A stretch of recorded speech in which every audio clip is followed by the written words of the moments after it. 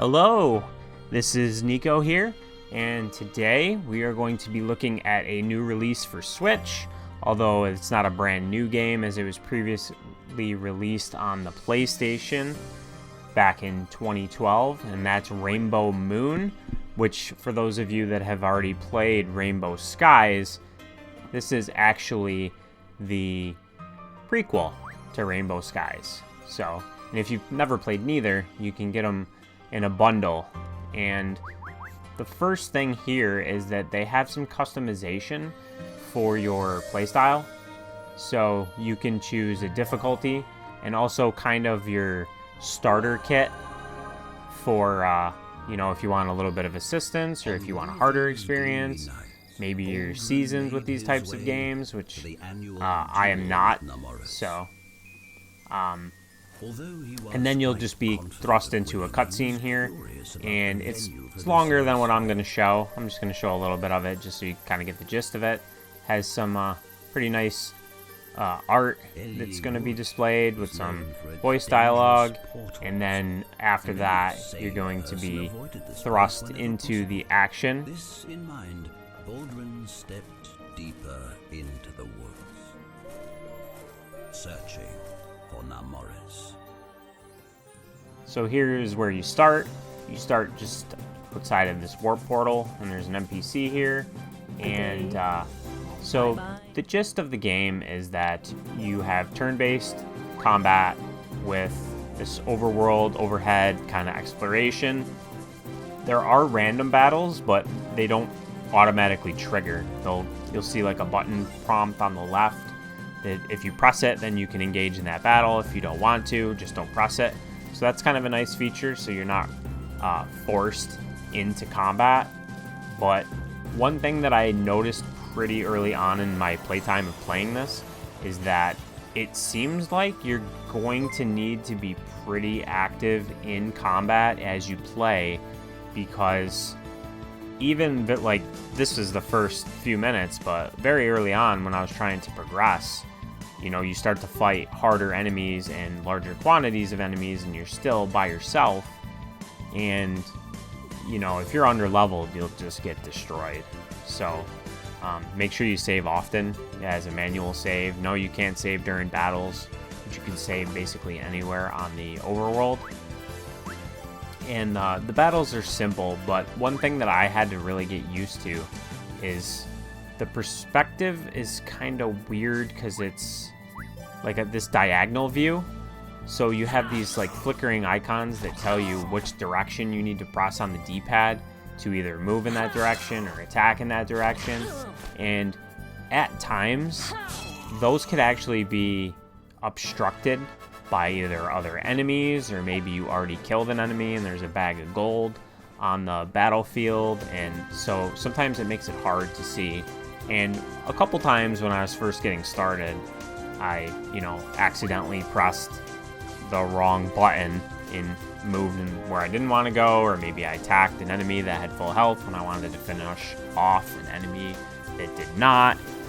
There's a lot of like little things like that. I did, I played this for this first impressions video for about an hour, so I did get the hang of it, but it's something that for me personally I had to get used to, and it was a little awkward at first. So in battles, you have the turn order in the upper left. You'll eventually get skills. You'll earn skills through skill tree. Not a skill tree. Skill scrolls, I'm sorry. Skill scrolls. So you'll get some skill scrolls, and with these you'll be able to learn new abilities that you can use, which will use your magic points, which are the blue bar and number next to my health being the green. So if we skip ahead a little bit here, you'll learn that you can also customize your experience if it's too hard. So there's different attributes or modifiers, I guess, that you can alter, and I think that was an added feature from the PlayStation version, because that was widely known to be very grindy, which I think if you play this like pure and don't adjust anything like that, I think this will be as well. But yeah, so the options there. So if you're a beginner, don't be afraid to use that. At the end of the day, as long as the game's fun for you, do whatever you have to do to make it enjoyable. And that's the case in all single player games, right? Like, having these accessibility options is always a plus. So it's nice to see that they added them here.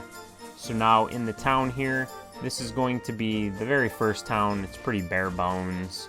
There's some NPCs you can interact with and earn side quests that you can complete if you desire. There was a way that they just showed a second ago about, tracking your main quests and your side quests and all that sort of stuff. There's a really great menu system here, which has all the information that you could possibly want. It's easy to navigate, and so that's all great.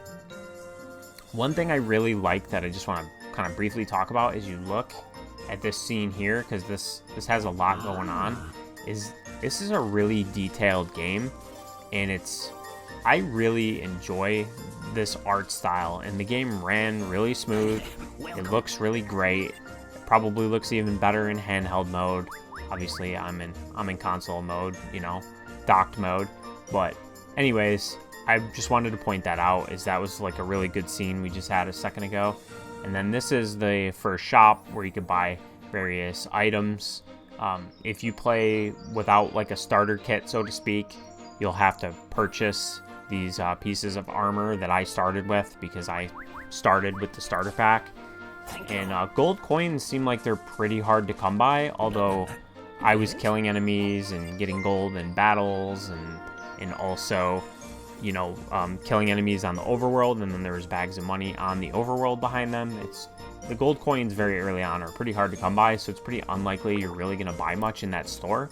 But this is a very important shop. This is the attribute shop, and your boost limits are dependent on your level. You'll gain XP and you'll level up as you play, and you'll earn rainbow pearls as well. And you can really customize your character and the attributes you have based on where you want to put your rainbow pearls. So whichever stats you want to boost, that's where you put your rainbow pearls. And so I always kind of go with like a strength build. So I was kind of doing some strength, and then as I played, I noticed I needed more defense, so then I put it in some defense. So you could balance it out. And again, if you really want to grind in this game, you could probably be pretty powerful and make the game easier if you're willing to invest that extra time. But that's normally not something I enjoy doing, so hopefully as I play more, it won't be grindy. But yeah, so there's a lot of battles you'll have to engage in that are like, you have to engage in them because the enemies are blocking your progression. So this is one of those, and it'll get more complex as you go. This is just a small sample. I just want to show some of it, kind of give people that are interested in playing this a general idea without showing too much. That's why I don't like to go too deep and show too much, because I know there's probably a lot of people out there like myself that enjoy playing a game and not having anything kind of ruined for them. So that's a big reason why I don't really watch reviews. I kind of form my own opinion on if I would enjoy a game based on just trailers and stuff like that. And yeah, I like to have a pure experience. So this is a campfire, and this is kind of your way of healing, and also you can alter the time based on how long you stay on the campfire. So if you want to make it night, or if it's night and you want to make it day, there's more enemies at night. So that aspect of it, as well as like there is also a hunger meter. So your character has a hunger meter that if you eat food, you'll increase it. So those two things with the night and day, and the hunger meter, if you're familiar with Minecraft at all, you'll be familiar with those mechanics.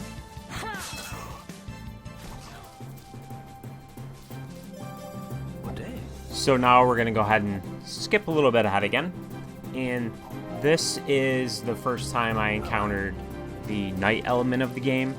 And in this, like I said before, there's more enemies, it's much darker. And one thing you'll learn, when it's even more important when you start to enter caves and dungeons, is that there are torches. And the torches make your life a lot easier in terms of visibility. So here I'm not using one, but just be aware that although it's kind of dark here, it's hard to see, that there are torches. And those are basically a consumable item that will assist you with your visibility in dungeons and things like that. They will burn out, so you'll need to take more than one. It's not like you buy one torch and you'll have it forever. But so that's kind of the night aspect of the game. Another thing that you'll find yourself encountering, and this is just an early on example, is like there was a hole here. I acquired a ladder, and the ladder allowed me to cross the hole. There's another instance a little bit later on where there is a tree and you need a saw to cut it down to progress.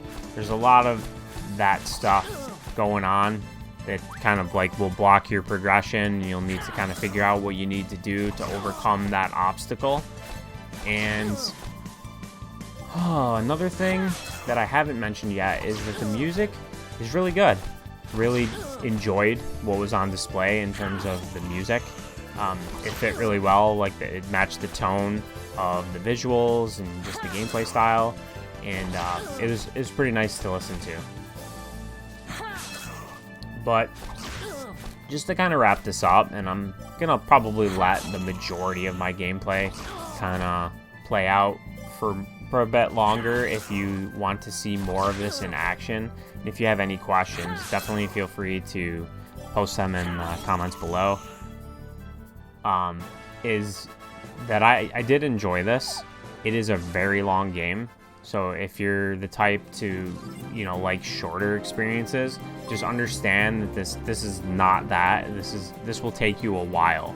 So on the flip side of that, if you're a person that enjoys longer games, this will keep you busy for a while, especially if you play it more pure without anything that's going to really speed it up, like any of the modifiers and things like that I've mentioned. So this is definitely a longer RPG experience, and I enjoyed what I played, and I'm definitely not the target audience for this. It does a lot of things that have been done before, but what it does is really well done, and I did enjoy playing it, and I'll more than likely try and play more of this. And if I enjoy this one, then I might go into Rainbow Skies, since that is technically the sequel, even though that one was out first. So that about does it for what I have to say about it. I mean, I think the gameplay pretty much speaks for itself in a lot of ways, but I tried my best to kind of touch on things that are shown here and maybe that aren't shown here, that without spoiling anything. But it does have a map system that it's one thing I didn't really like about it. It's like this overhead view. That might be my only complaint, other than the grindy nature of it. But again, that's, some people like grindy games, so you might enjoy that. But yeah, I appreciate you watching this preview, or first impressions, if you will. And again, I'm just gonna let some gameplay roll out. So if you enjoyed watching this, then kick back and watch the rest of what I'm going to show here. I don't go too far because I don't want to spoil anything, but appreciate you watching, and I'll see you next time. Have a good one.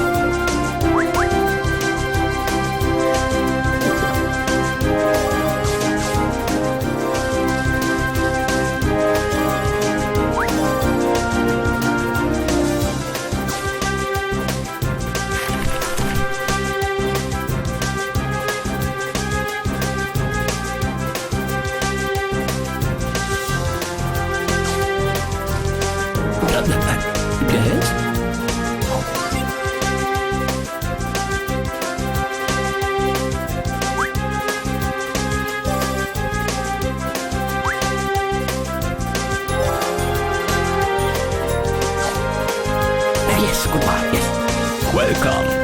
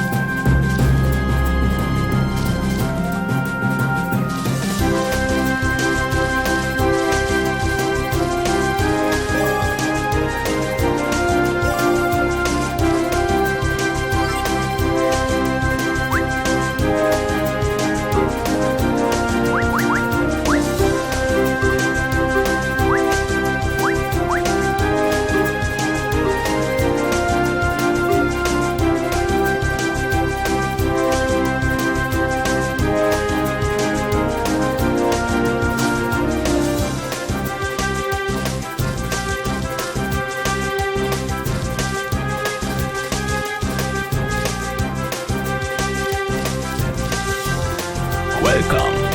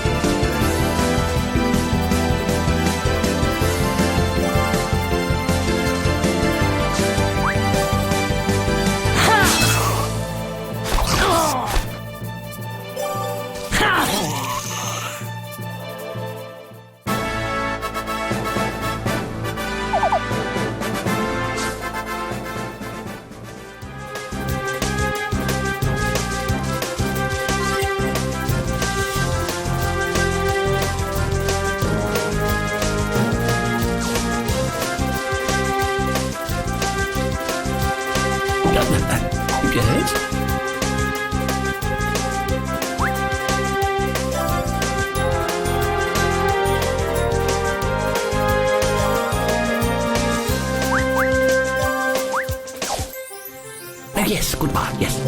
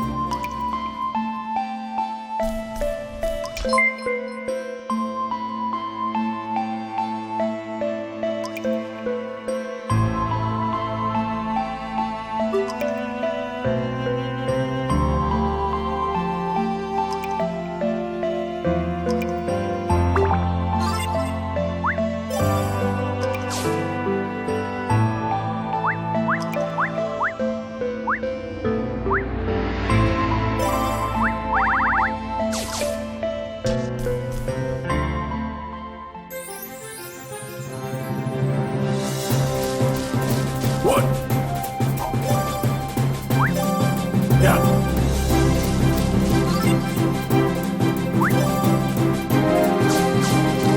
What? Yeah.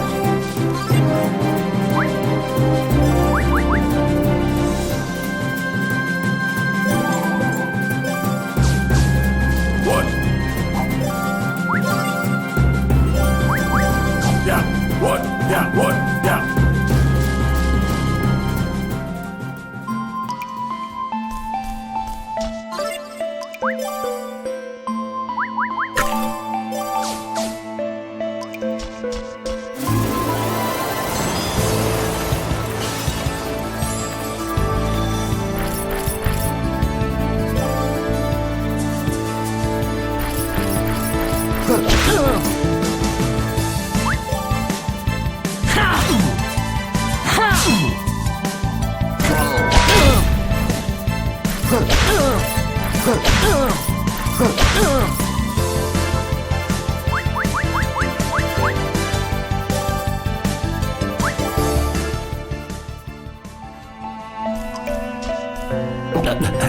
Yes?